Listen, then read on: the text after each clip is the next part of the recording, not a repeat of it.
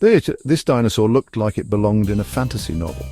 Stygimoloch, a herbivorous dinosaur from the late Cretaceous, had a thick dome-shaped skull surrounded by sharp spikes. Its name means demon of the river Styx, and it may have used its head for headbutting rivals, similar to modern-day rams. But there's a scientific twist.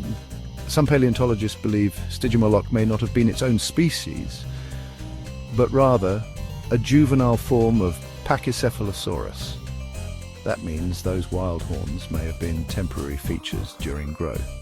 Either way, it remains one of the most visually striking dinosaurs ever discovered.